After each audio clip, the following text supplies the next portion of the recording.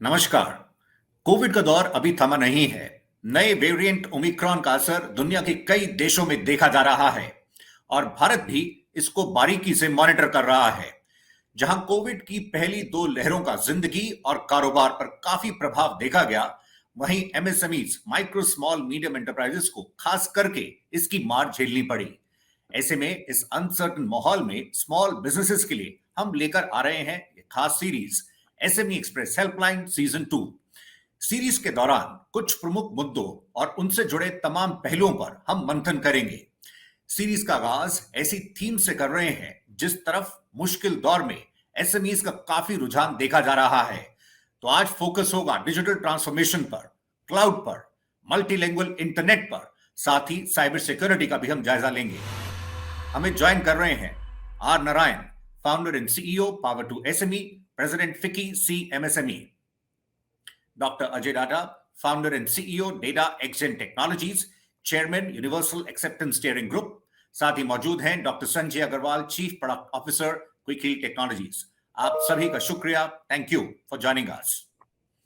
आइए बातचीत के सिलसिले को हम सीधे शुरू करते हैं। मिस्टर नारायण, आपसे हम शुरुआत करना चाहेंगे। आप ये बता सकें, एमएसएमईज एक बेहद टफ फेज के बाद बाउंस बैक करने की कोशिश कर रहे हैं। इस बीच ओमिक्रॉन को लेकर काफी कंसर्न्स देखे जा रहे हैं। आप इस मौजूदा सिनेरियो को कैसे एनालाइज कर रहे हैं? अगर देखा जाए so the first and foremost thing is that जब the first wave of covid came that caught everybody by unawares. कोई प्रिपरेशन नहीं था, कोई भी स्मॉल बिजनेस हो, मीडियम बिजनेस हो, तैयार नहीं थे। सो वहाँ पे घाटा काफ़ी हुई, 3-4 महीने तक काम बंद रही एक्सेट्रा।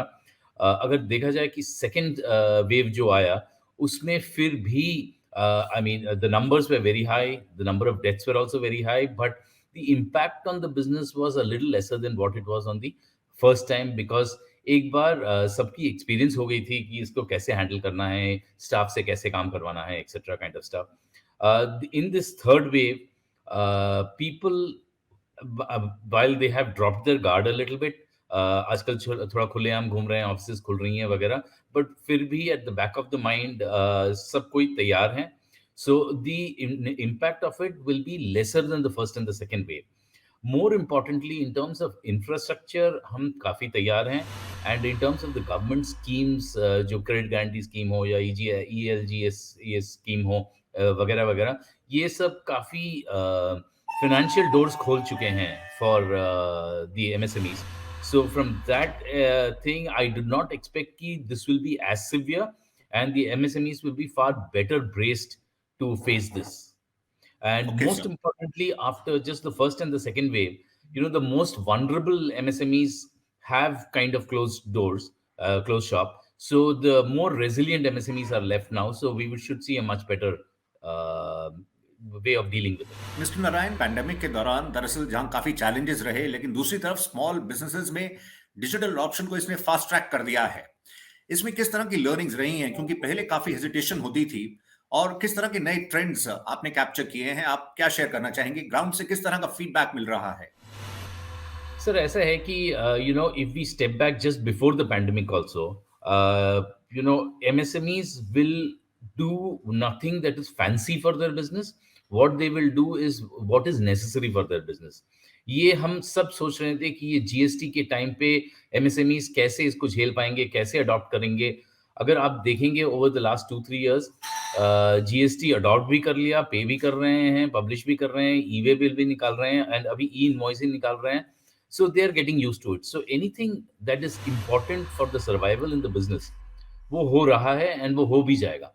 अगर आप एमएसएमईज का डिजिटलाइजेशन देखें तो जब पहले सेमिनार्स होते थे, ये लोग पहुंचते थे, 2 घंटे वहां बिताते थे. आजकल एन एवरेज एमएसएमई जो साल में 4 सेमिनार या 5 सेमिनार अटेंड कर रहे थे, आजकल वो साल में 12 से 15 से 18 वेबिनार्स अटेंड कर रहे हैं. उतना ज़्यादा नेटवर्किंग कर पा रहे हैं. So this whole digital adoption has really help. I mean if you look at your street vendor जिससे आप वेजिटेबल्स खरीदते थे, at the end of the day he is also micro organisation. वो आज आपसे आप व्हाट्सएप में ऑर्डर ले रहा है, पेटीएम में पैसे ले रहा है, एंड सीमलेस कॉमर्स कर रहा है आपके संग. So, and if you look at it in the digital payment space, India has been far ahead.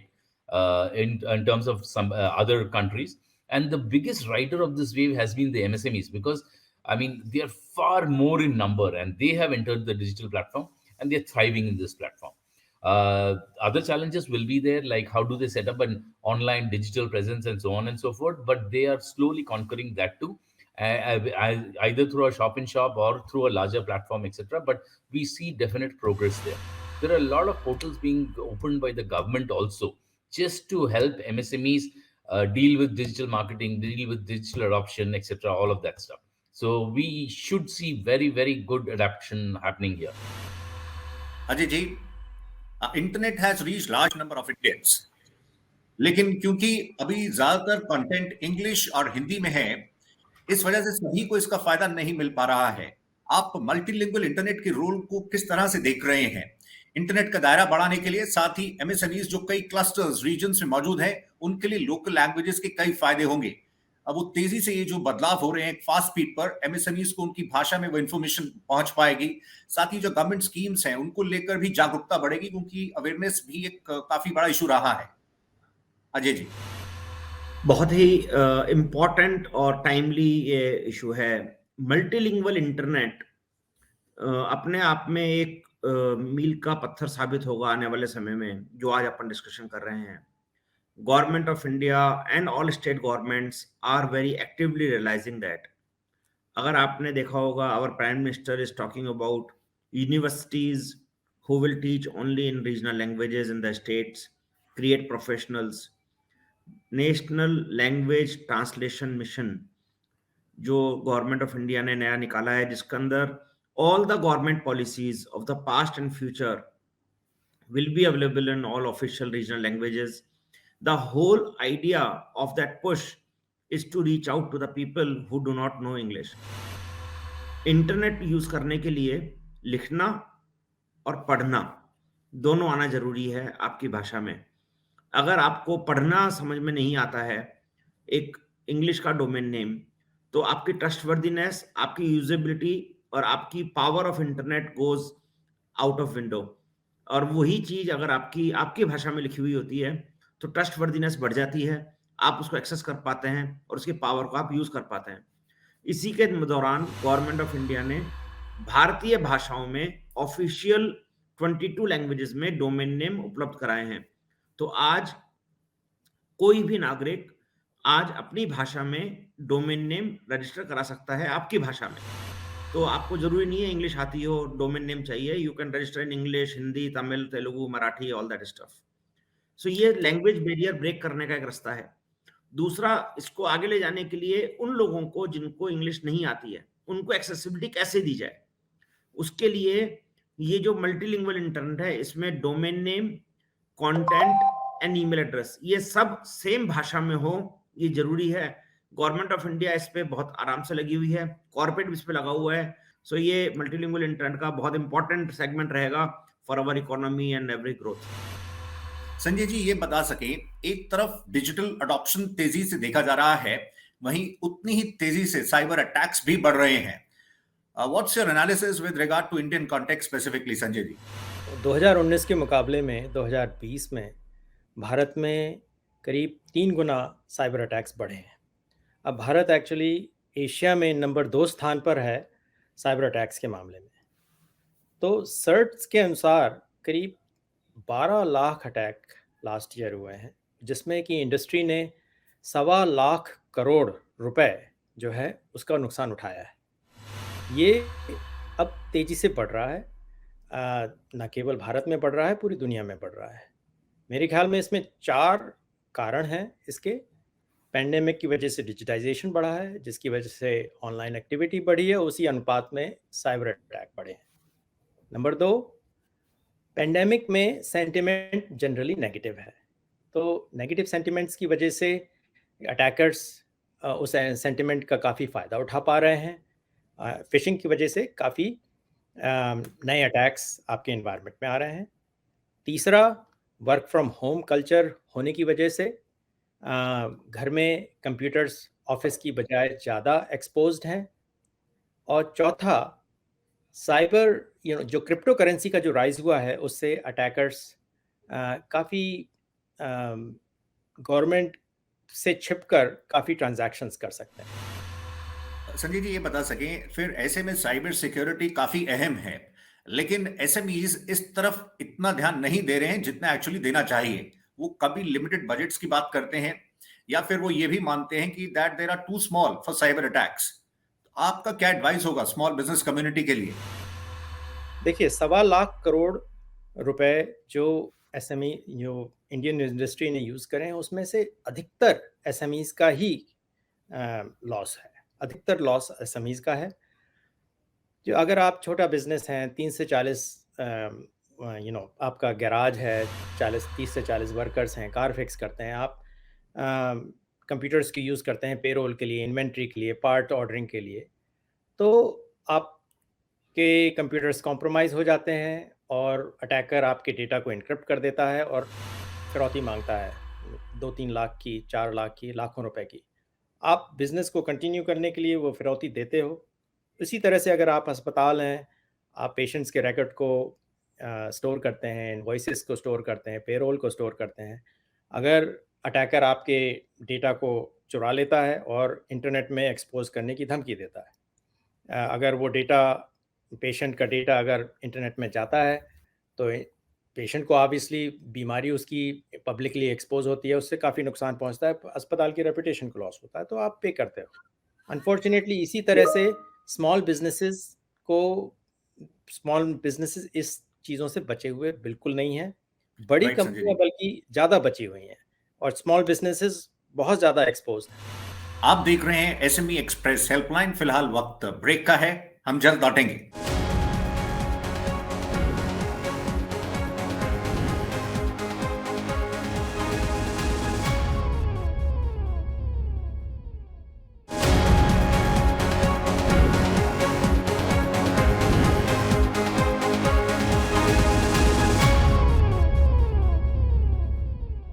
Welcome back. आप देख रहे हैं एसएमई एक्सप्रेस हेल्पलाइन। आज चर्चा हो रही है डिजिटल ट्रांसफॉर्मेशन पर और हम फोकस कर रहे हैं क्लाउड पर, साइबर सिक्योरिटी पर। आइए आगे बढ़ते हैं।